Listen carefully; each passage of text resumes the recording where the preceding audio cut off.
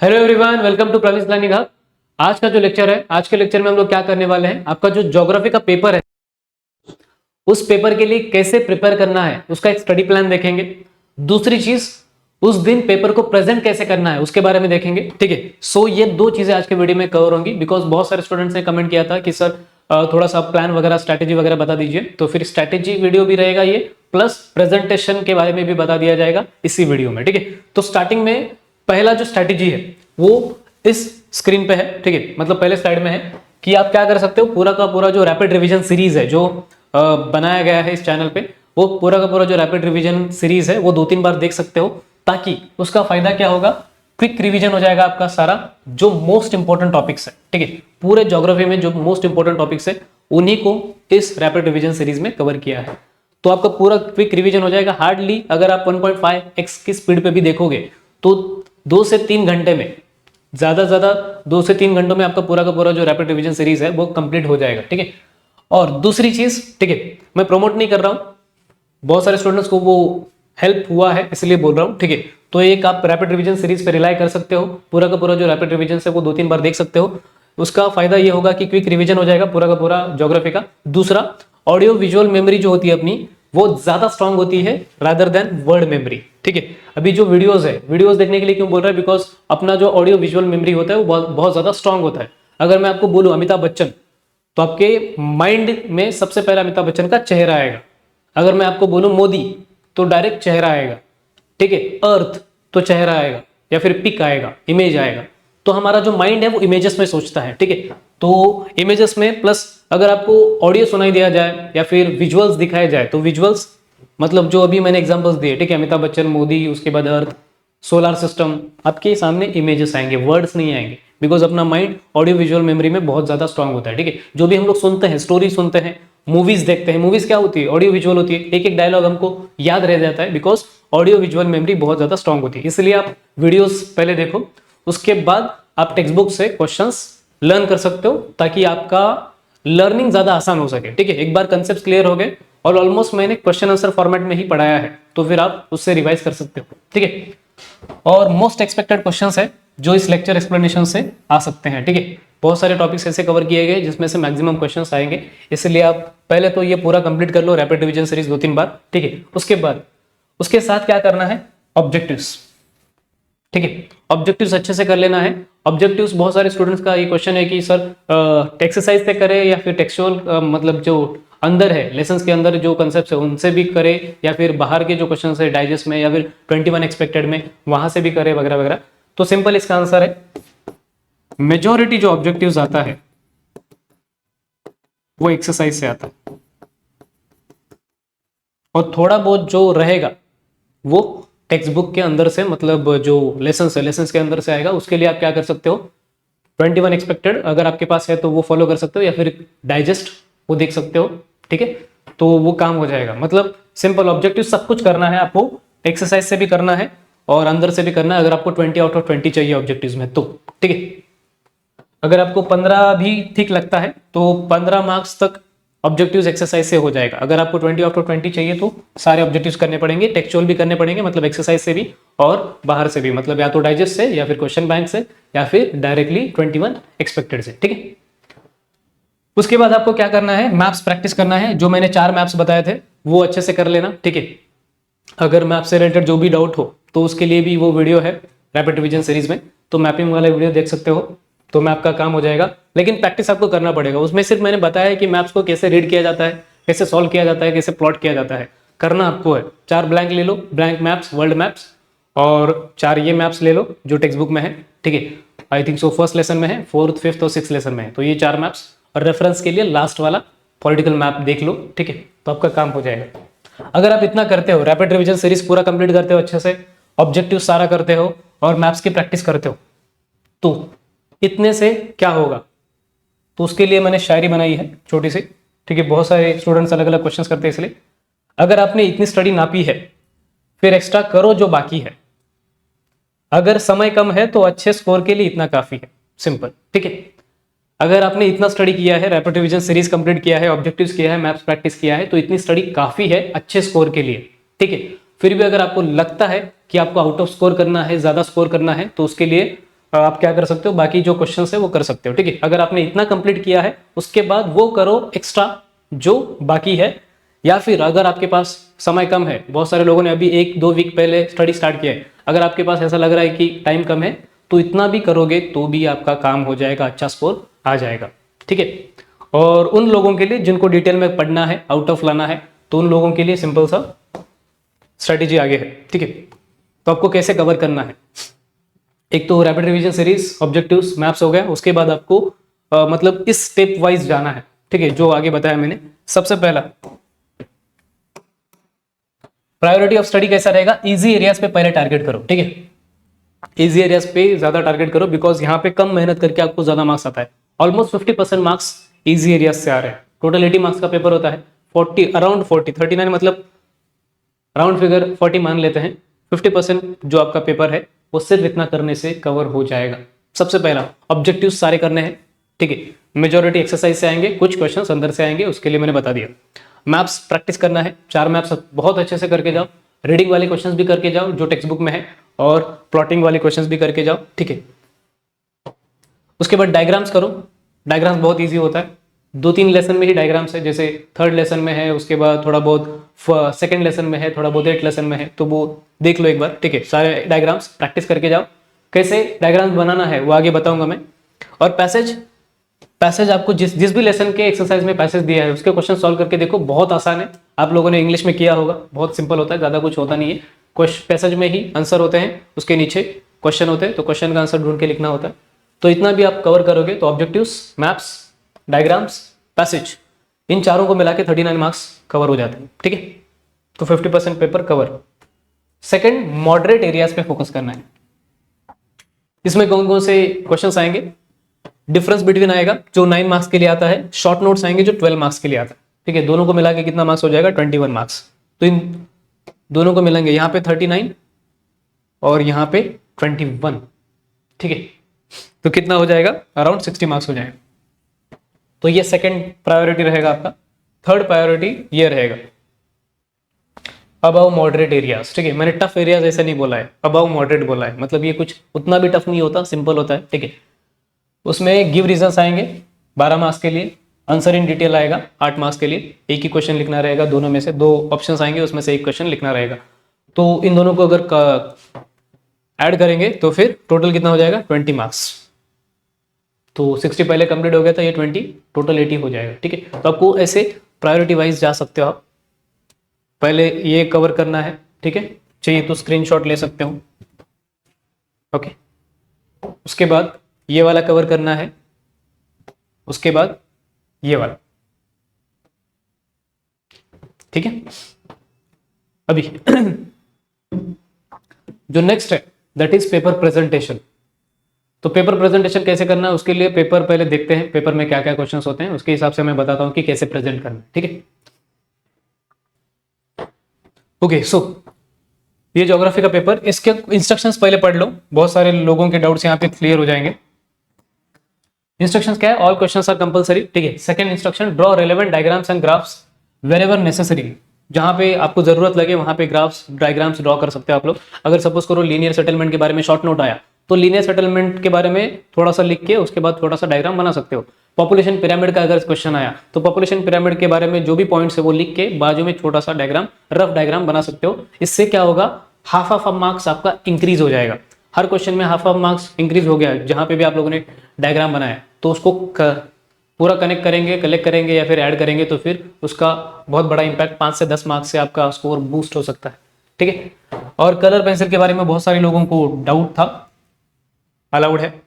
उसके बाद map stencil भी अलाउड है, जहाँ अगर आपको मैप स्टेंसिल, वर्ल्ड मैप का स्टेंसिल लेके जाना है तो वो भी अलाउड है। और figures to the right indicate full marks, यहाँ पे राइट साइड जो पेपर के दिया है। और supplement of the map to your main answer sheet, मतलब आपको जो मैप दिया जाएगा उसको सप्लीमेंट करना है, मतलब बांध देना है जो मेन सप्लीमेंट रहेगा या फिर आंसर शीट रहेगा उससे। ठीक है, तो ये कुछ इंस्ट्रक्शंस थे। अभी पहला क्वेश्चन जो है, answer the sub questions as per the given instructions, यहाँ पे ऑब्जेक्टिव्स स्टार्ट हो जाता है। तो पहला क्या है, complete the chain and re right in your answer paper. मतलब यहाँ पे तीनों का कुछ ना कुछ रिलेशंस है। ए वाला जो डबड़ा है, बी वाला जो डबड़ा है और सी वाला जो डबड़ा है, इन तीनों के बीच में कुछ तो रिलेशन है, इनकी जोड़ियां लगानी है और सीक्वेंस में लिखना है। तो कैसे लिख सकते हैं? ऐसे, same question I think so, consumer goods वाला, हाँ सेम, ठीक है। तो ये सपोज क्वेश्चन है और ये उसका आंसर हो जाएगा। तो इसमें पहला क्या है? कंज्यूमर गुड्स, ठीक है, यहाँ पे कंज्यूमर गुड्स है, उसका जोड़ी कहाँ पे रहेगा? रेडी फॉर डायरेक्ट कंजप्शन, ठीक है, ये वाला है, ठीक है। और थर्ड वाला क्या है? Pharmaceutical product. तो इन तीनों का रिलेशन है, चयन बनता है, तो इन तीनों को एक साथ लिख लेना है, ठीक है। One consumer goods, ready for direct consumption, pharmaceutical product. दूसरा पनामा कैनल है, पनामा कैनल यहाँ पे है, ठीक है, अटलांटिक ओशन बोला है, उसका आंसर क्या है? अटलांटिक ओशन, तो इसका जोड़ी इधर लगेगा। और आगे क्या है? पैसिफिक ओशन, इसका जोड़ी इधर लगेगा, ठीक है। यहाँ पे ऐसा जोड़ी नहीं लगाना है, ठीक है, डायरेक्टली उसको लिख देना है पनामा कैनल, उसका आंसर, उसका चयन कंप्लीट करने के लिए अटलांटिक ओशन, पैसिफिक ओशन, ठीक है। प्लेन वाला जो एरिया रहेगा वो फर्टाइल रीजन रहेगा और वहां पे एग्रीकल्चर डेवलप हो सकता है, इन तीनों का कनेक्शन है। सो डायरेक्टली आपको सीक्वेंस में हॉरिजॉन्टल वे में लिखना है, ठीक है। इस तरीके से कंप्लीट द चेन कंप्लीट हो जाएगा। उसके बाद जो नेक्स्ट क्वेश्चन रहेगा, ट्रू और फॉल्स। ट्रू और फॉल्स के लिए डायरेक्टली बता देता हूं, स्टेटमेंट लिखना है, उसके बाद उसके नीचे एरो करके आप लिख सकते हो, ठीक है। सपोज यहाँ पे एरो किया ऐसा, land use patterns in rural areas are different from the urban area, simple, true है, ऐसा लिख सकते हो, खत्म। स्टेटमेंट लिखना है और उसके नीचे एरो करके या फिर आंसर लिख के, ऐसा ANS लिख के आप डायरेक्ट ट्रू या फिर फॉल्स बता सकते हो। तो ये सिंपल है।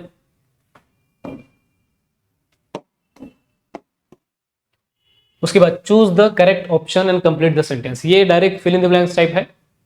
रीजंस ऑफ माइग्रेशन जो भी रहेगा आप डायरेक्टली आंसर लिख सकते हो, ठीक है, ऐसा।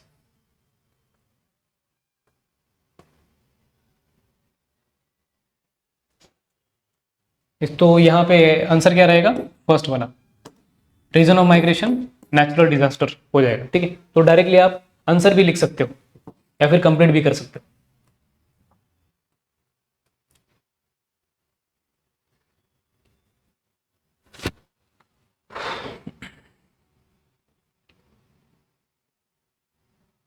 उसके बाद आइडेंटिफाई द इनकरेक्ट फैक्टर है, ठीक है। इसमें 4 ऑप्शंस दिए जाएंगे, एक इनकरेक्ट फैक्टर रहेगा, आप डायरेक्टली क्वेश्चन नंबर 1 डाल के उसका आंसर डाल सकते हो, लिख सकते हो, ठीक है, सिंपल। यहाँ पे पूरा क्वेश्चन लिखने की जरूरत नहीं है।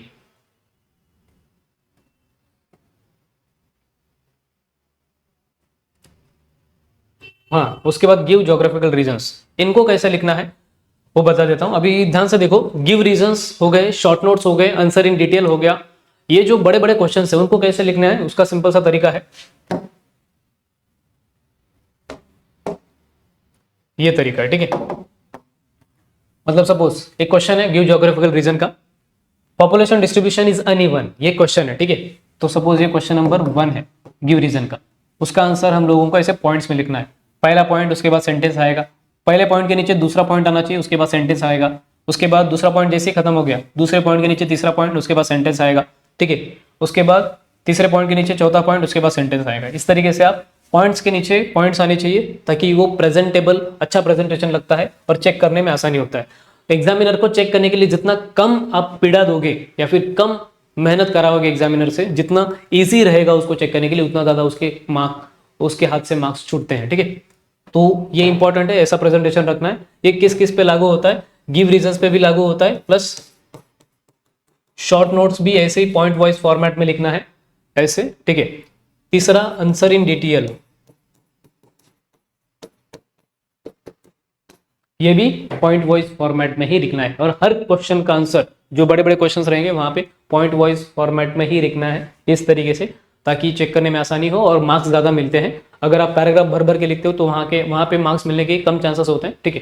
लेकिन पॉइंट वाइज फॉर्मेट में लिखोगे तो हाफ हाफ हाफ हाफ करके पॉइंट्स, मार्क्स बढ़ते हैं, ठीक है।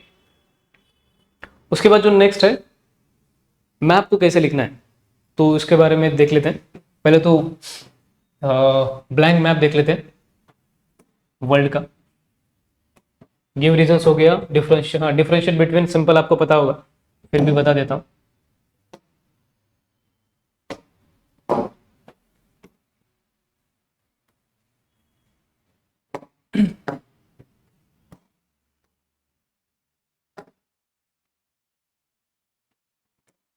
सिंपल ऐसे लाइन मारने का, ठीक है। एक साइड डोनर रीजन और दूसरी साइड सपोज करो रेसिपिएंट रीजन है।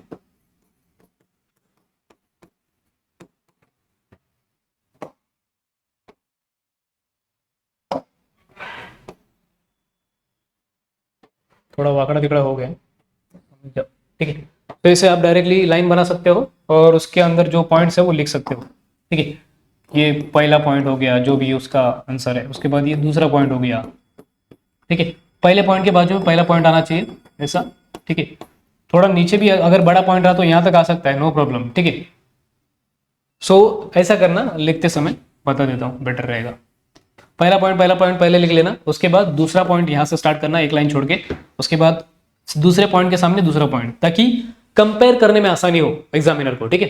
फिर से बोल रहा हूं, जितना आसान करोगे आप पेपर चेक करना, उसके लिए एग्जामिनर के लिए उतना अच्छा मार्क्स मिलेगा, ठीक है। उसके बाद सपोज ये पॉइंट यहाँ पे खत्म हो जाता है, उसके बाद तीसरा पॉइंट यहाँ पे, तीसरे पॉइंट के सामने तीसरा पॉइंट यहाँ पे, ठीक है। तो इस तरीके से डिफरेंस बिटवीन कवर करना है। उसके बाद मैप का देखते हैं। हाँ, mark and name the following on the outline of the map of the world with suitable index, ठीक है। तो देख लेते हैं।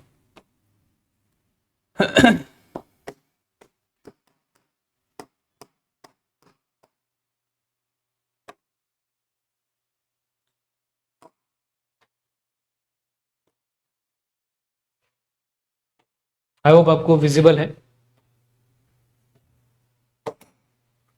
उसके बाद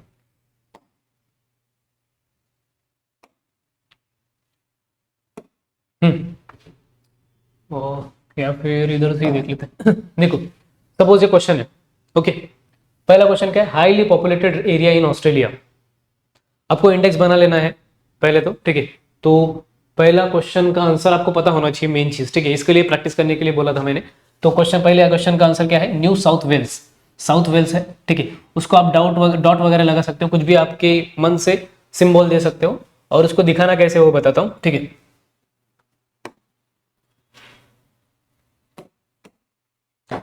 अभी वो साउथ वेल्स यहाँ पे है सपोज,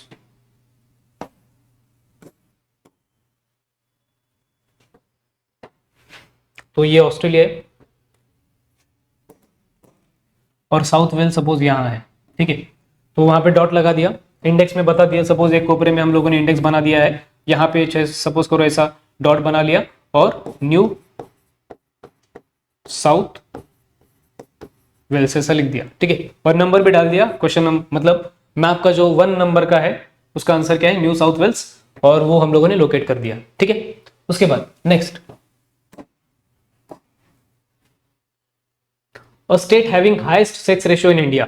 उसके लिए आपको पता होना चाहिए इंडिया का सबसे हाईएस्ट सेक्स रेशियो किस स्टेट का है, केरला, ठीक है।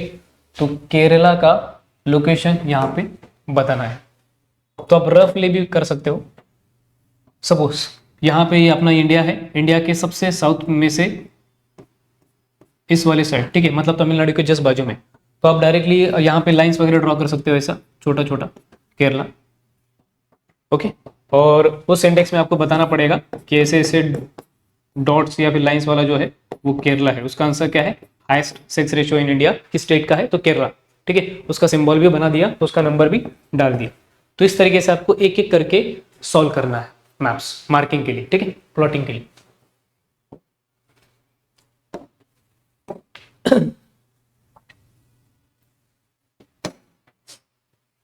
तो हाँ, न्यू साउथ वेल्स केरला वगैरह हो जाएगा। बाकी ऐसे सिंबल्स आप अपनी मर्जी से भी डाल सकते हो, ठीक है। सीरियल नंबर बराबर डालना, आंसर बराबर इंडेक्स में लिखना, उसके बाद प्लॉटिंग करना, तो आसान हो जाएगा, ओके। नेक्स्ट क्वेश्चन आता है, डायग्राम्स कैसे निकालें, ठीक है। तो डायग्राम जैसे दिख रहे हैं वैसे निकालो, सिंपल सी बात है। जैसे अगर आपको बोला जाए लीनियर सेटलमेंट निकालो, तो ऐसा एक रास्ता बना सकते हो, उसके बाजू में डबड़े बना देना, सिंपल। कलर पेंसिल का यूज कर सकते हो, नॉर्मल पेंसिल का भी यूज कर सकते हो गया लीनियर सेटलमेंट। नीचे लिख दो लीनियर सेटलमेंट, ठीक है। कॉम्पैक्ट सेटलमेंट पूछा है तो सपोज ऐसा एक लाइन बना दो, यहाँ पे 4-5 डबड़े, मतलब ये घर है, ठीक है। अगर आपके पास टाइम ज्यादा है तो उसको सजाते बैठ सकते हो ऐसा, ठीक है। उसका दरवाजा बना सकते हो, खिड़की बना सकते हो, जो चाहिए वो बना सकते हो, लेकिन नॉर्मली यही करो क्योंकि टाइम अगर मिलेगा नहीं ज़्यादा, बाद में टाइम पास हो जाएगा। ठीक है, अगर आपके पास टाइम है, पूरा पेपर हो चुका है, अगर टाइम पास करने की इच्छा है तो ऐसा काम कर सकते हो। ठीक है, उसके बाद सपोज ये सर्कुलर सेटलमेंट पूछा है तो बीच में एक लेक निकाल दो, आजू बाजू में डबड़े निकाल दो, ये घर जैसे यहाँ पे दिख रहा है। ठीक है, खत्म। तो इस तरीके से डायग्राम्स निकालना है। कलर पेंसिल का यूज कर सकते हो, नॉर्मल पेंसिल का भी यूज कर सकते हो। ठीक है, सो आई होप आपको ये पूरा का पूरा जो सिस्टम है इसका, स्ट्रैटेजी का, प्लान का, पेपर प्रेजेंटेशन का, वो क्लियर हुआ रहेगा। ठीक है, और एक चीज़, नोट्स के बारे में बहुत सारे स्टूडेंट्स बार बार कमेंट्स कर रहे हैं, तो उनके लिए छोटा सा इंस्ट्रक्शन है कि जो चैनल का डिस्क्रिप्शन बॉक्स है वहाँ पे टॉप पे ही जो थोड़ा सा छोटा सा डिस्क्रिप्शन है उसके, मतलब चैनल पे आप क्लिक करोगे, चैनल के नाम पे, यूट्यूब चैनल के नाम पे, तो आपको डिस्क्रिप्शन दिखाई देगा। डिस्क्रिप्शन में पहला जो लिंक है वो नोट्स के लिए है, टेलीग्राम चैनल का। उसके बाद जो दूसरा लिंक है वो इंस्टाग्राम के लिए, जो तीसरा लिंक है वो टेलीग्राम के डिस्कशन ग्रुप का है। ठीक है, तीसरे लिंक पे अगर आप क्लिक करोगे तो डिस्कशन ग्रुप में एंटर हो जाओगे, और पहले लिंक पे अगर क्लिक करोगे तो वहां पे सिर्फ आपको नोट्स और स्टडी मटेरियल मिलेगा। ठीक है, सो आई होप आपको पूरा का पूरा जो ये लेक्चर है वो समझ में आया होगा। Thank you so much.